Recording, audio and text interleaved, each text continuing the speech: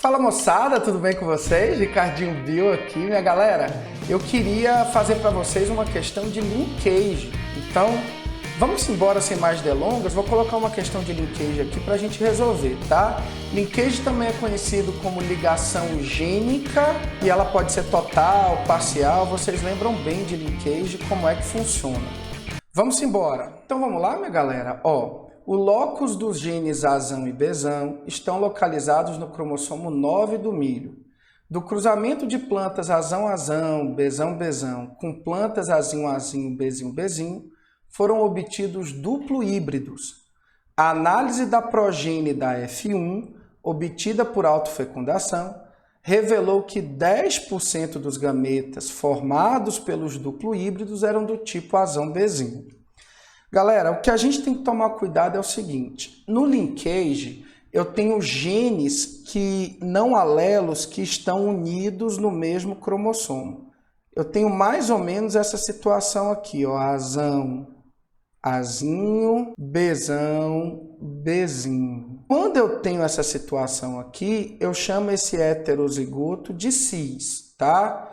E aí ele vai formar em maior percentual os gametas parentais.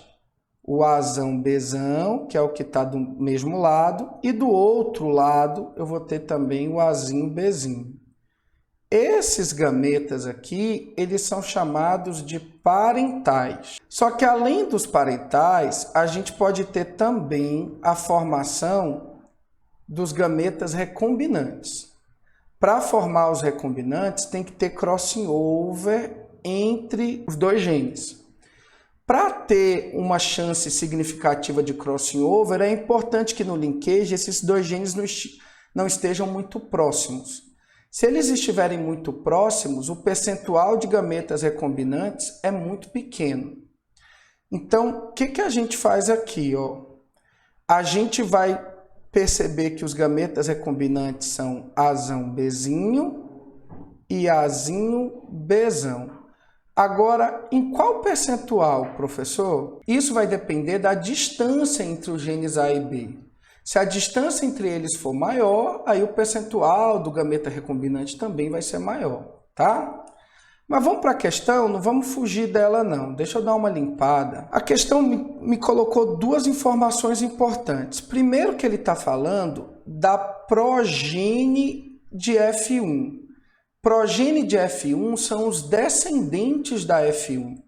F1 são os díhíbridos. Então, na F1, os indivíduos são duplo heterozigotos e ele está me dizendo que a F2 tinha um percentual de gameta do tipo Azão-Bezinho de 10%.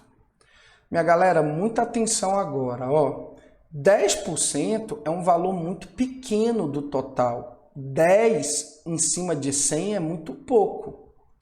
Gameta que tem percentual muito pouco é gameta recombinante, porque só é formado caso tenha crossing over. Gameta parental geralmente tem 40, 45. Se o percentual aqui fosse mais alto, ao invés dos 10%, eu poderia até deduzir que esse Azão-Bezinho fosse um gameta parental, porque gameta parental pode aparecer quando tem crossing e quando não tem crossing. Mas essa taxa de 10% é muito pequena. Então, eu já deduzo que se 10% é de Azão-Bezinho, é porque esse Azão-Bezinho é um gameta recombinante. E os gametas recombinantes e os parentais entre si têm sempre o mesmo percentual. Se eu tenho 10% de um tipo de gameta recombinante, eu também vou ter 10% do outro tipo. Aí ficou fácil, galera. Então, se eu tenho 10% de Azão-Bezinho, eu vou ter também 10% do outro recombinante, que é Azinho-Bzão. E o total de gametas recombinantes vai dar 20%. Presta atenção, porque isso aqui é um conceito.